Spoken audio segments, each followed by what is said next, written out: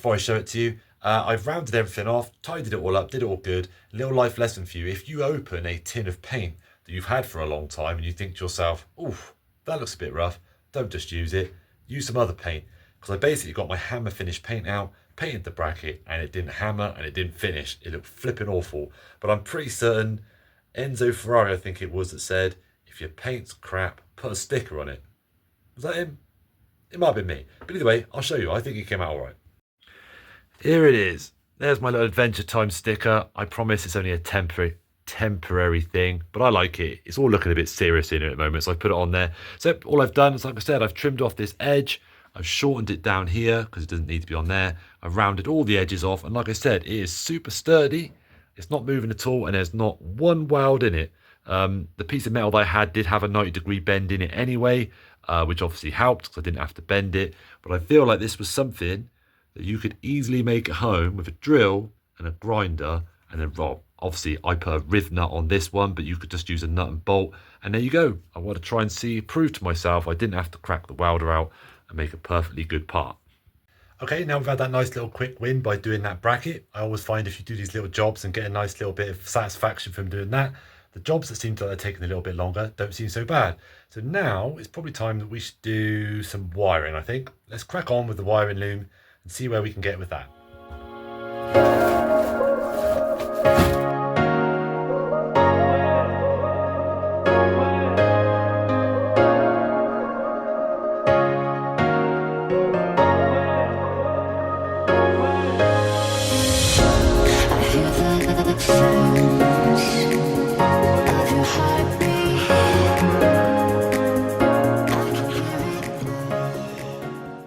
Now, as you would have seen from the montage or hyperlapse, whatever it is, basically all I did was I took my unwrapped loom that I haven't done any work to whatsoever, laid it out across the whole engine, just plugged things in where they needed to go, tried to sort of semi-sensibly route them through everything, and I labelled them all up for a future date.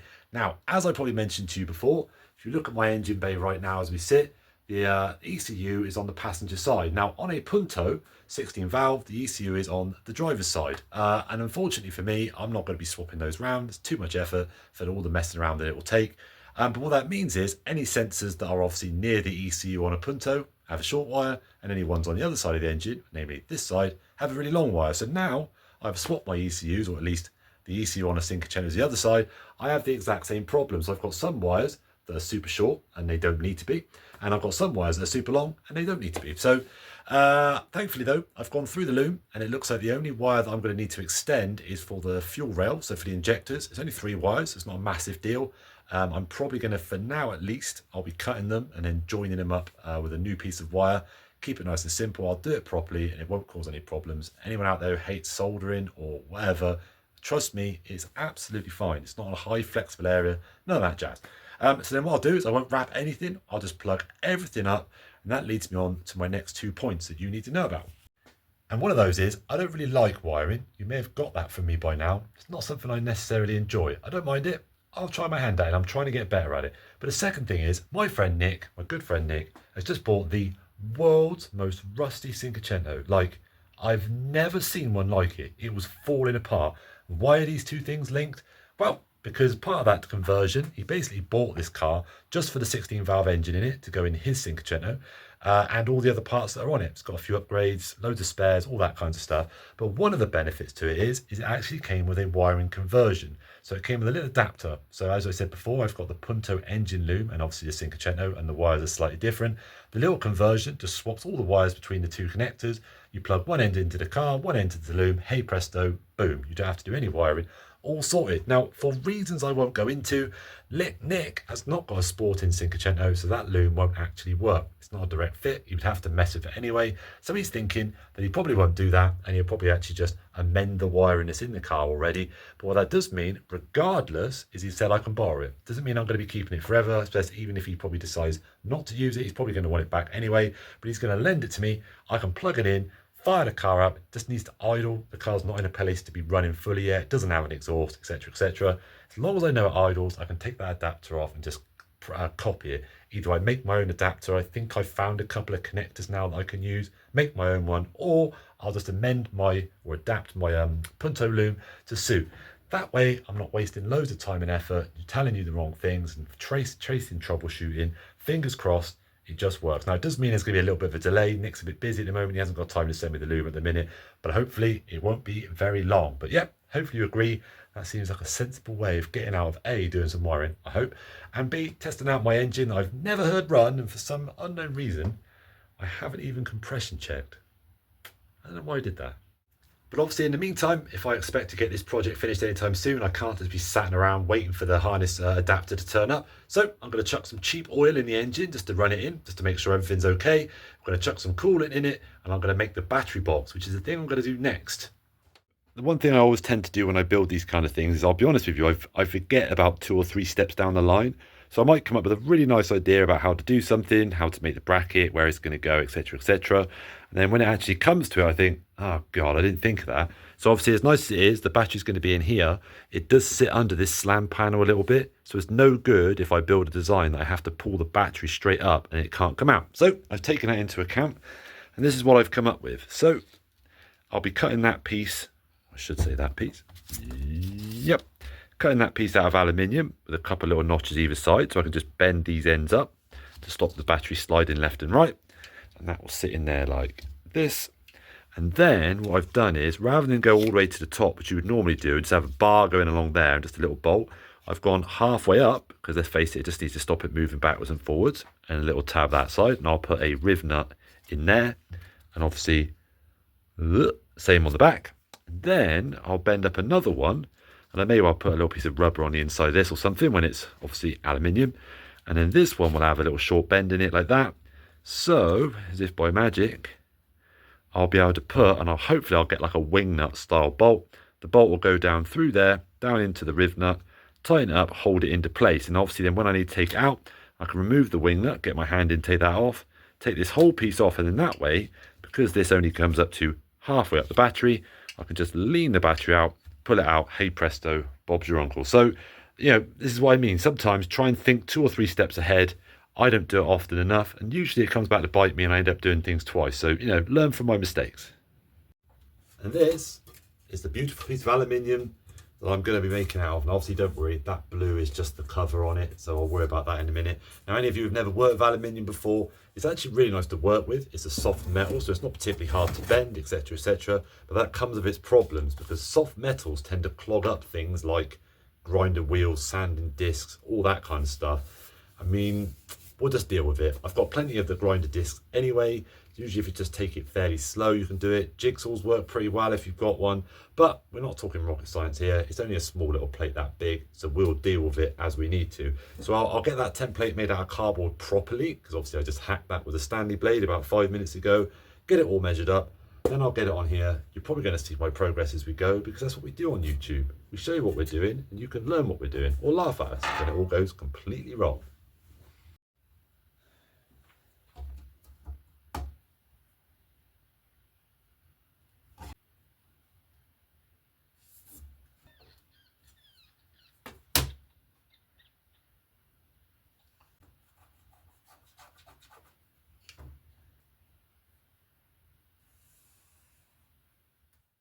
Right, that's it all marked out. It does look a bit of a mess in a minute, but I promise I understand what's going on.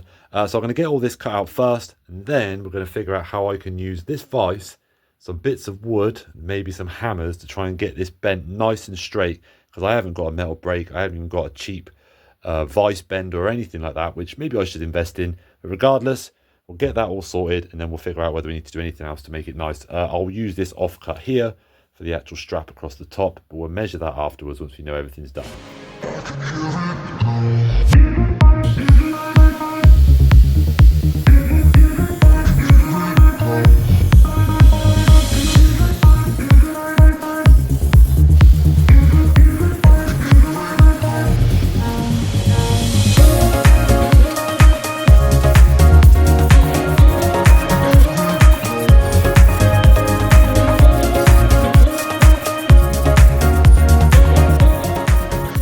Okay, that's the dangerous bit over at least. I think my grinder's breathing a sigh of relief after that. So that's it all cut out. It's not perfect. I do need to go around and tidy it up a little bit with the power file. But let's face it, there are no engineering tools in here. I haven't got a metal brake. I haven't got anything to cut metal with other than a grinder and a couple of sanders. So don't expect anything world class, but I think we could do something decent with it. So you probably can just about see it on there, the little lines that I've drawn. This is basically where I need to bend it. Just gonna have a little think to make sure I don't bend anything and make it difficult to bend the next bit. But regardless, I've only got a heavy duty vise. I haven't got it bolted down. I never have. I always move it around too often. Hopefully it won't cause me too much of a problem. But I'm gonna put 2 bits of wood in the vise, clamp it along the line, so I've got it all the way down, and I'm gonna use a dead blow hammer and / pushing it in the hope that I can just get it bent over nice and nice. The little ones shouldn't be too bad. I can put those probably straight in the vise and just bend it over. So wish me luck. I'll tidy this up now. I'll get bending it in the thing, and then we'll see how it comes out afterwards. And if by magic, there we are, little silver bracket. Like I said, is it anything to look at? No. Are the lines super clean? Probably not. Would I like dimple dyes in it? Absolutely, but I don't have any of those things. And actually, considering I don't make much stuff out of metal, I'm pretty happy with that. So I'm going to stick it in the car now, and you'll see, basically the whole point of this. Here we go. It will fit something like that. Just a small little one, and then obviously there'll be riv nuts in the car, or a plate with riv nuts in it, and then that'll be bolted down into there, and then the battery goes in like this. As if by magic. So look, if you just spend all that time doing dimple dyes and making everything look lovely, you've completely covered it up. And that's it. Job done. That should do the trick beautifully. I forgot to say, this episode is actually sponsored by eBay. Kind of. So there's sometimes on these projects, and when you have these cars on a regular basis, there's just parts that you just never replace. They never break. You never need to modify them. You never need to replace them with upgraded bits. So you just always assume they're going to be there. So when I started the wiring on this, when I actually pulled it out of the bag, I realised I was missing one of these. A main body relay, fuse, call it whatever you like. I've got about 3 of these. When I looked for them online, weirdly, they're strangely expensive. The Cinquecento ones seemingly on eBay are like £60, which makes no sense to me whatsoever. So either way, I realised very quickly that the Cinquecento and the Punto 16 valve ones are different. Kind of makes sense that they would be. Never needed to replace one before. So this one is slightly different than the 3 I've got in my drawer. Great. So I looked it up. There was only about 4 of them for sale, each one of them £60 odd, from like Spain, Lithuania, I think there might have been one in Italy or something, and I found this one in good old England. Ordered it, it was £35, ordered it on the 2nd of January, completely forgot about it. My mate came over yesterday, I was chatting to him through the car, and I went, actually, where's that package got to? And our good friends at Every had lost it. So I sent a message to eBay saying, my parcel's gone missing, because someone checked what the heck's going on with it. They just issued me with a full refund straight off the bat, saying, no worries, it looks like it's been lost. Here's a full fee, full refund. If it turns up in the meantime, fill your boot. I swear to God, 2 hours later, it came from my door. 2.5 weeks it took to come to my house, nearly. And it was honestly within a couple of hours. So one day I messaged them, next day I get a refund, 2 hours later it turns up at my door. How does that make any sense? So yeah, sponsored by eBay, because this bit didn't cost me anything, and eBay gave it to me. Thank you very much. Right, just while the heater is warming up and while you can still hear me, I've come to a realisation. It is January in 2026 and I do not have a cool car to drive around in. Alright, there's Project Pizza Boy where I'm going to be slamming the Panda. That's going to be a cool car for me to buzz around to and from work. And yeah, alright, I probably could take it on a track day, but I don't want to.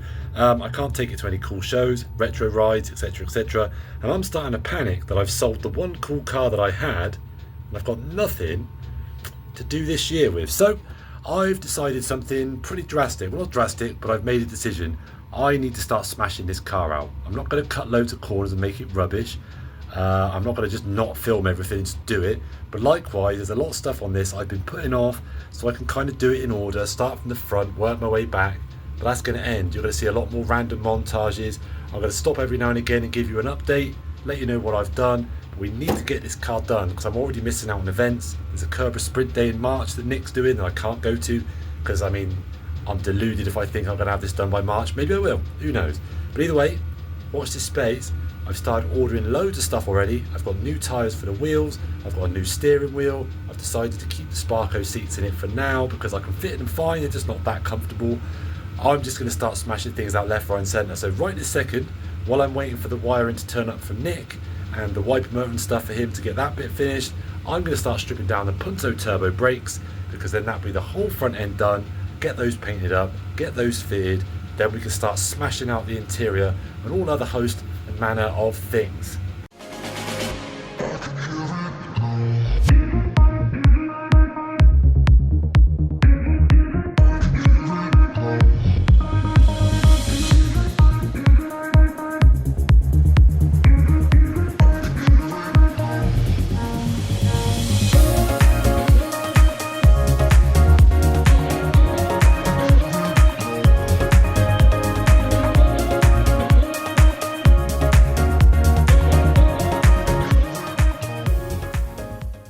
Now you may or may not be able to tell from the time lapse, but this was actually a right nightmare to get out. Now you can actually see it's actually super clean. Now the only time you'll never be able to refurbish your calipers is if this, for whatever reason, has gone rusty and it's literally seized in the caliper. And I was worried for a second that's what happened, but it actually looks fine. So the best bit of advice I can give you when you take these things apart is A, look what comes in the rebuild kit, because that gives you some sort of idea about what's actually got to come off, and also it means you're not just pulling things off this and you haven't actually got a replacement. Now luckily for me, this one is pretty comprehensive. So you obviously get a new piston, you get the little sliders that actually join these two bits together. So obviously that's the bit that the actual outer and inner bit of piston slide up and down on.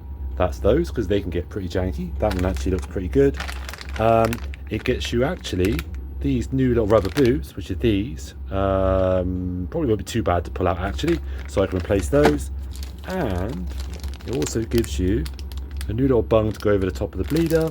It gives you two little bleeding nipples to go on there as well. And just to make sure that you know, it's got the main rubber seal that goes on the outside of this. Once it's actually on there, that stops the dirt and stuff getting in. But what I did want to just check is, look, if you see this one, it's got an extra little ring. And what that is that's the one that sits just inside there. You'll need like something sharp, like a little pick or something, just to pop that O-ring out, and then you can put the new one in. But before I do that, or sorry, but obviously before we go putting stuff back on it, I need to make these look less, well, absolutely disgusting is probably the best way to do it. Now I don't know, I'm going to go and strip the other one down, and while I'm doing, I'm going to think whether I want to send these away somewhere locally to get them dipped or blasted or something. I could probably do a pretty good job with a wire wheel on the drill, and give it a proper load of degreaser and stuff, and it'll probably be fine. Like, now whatever on it, now regardless what your thoughts are on it, especially with the wheels I've got, I am going to see them, so I don't want them to look rubbish, but they're also brakes at the end of the day. I don't want to worry about them getting dirty and all that kind of junk. I've got the colour picked out from already, so that is going to look pretty sweet. So I'll break the other one down, I'll get it all out, and I'll see how much work's involved. Again, make sure the other one isn't actually seized shut.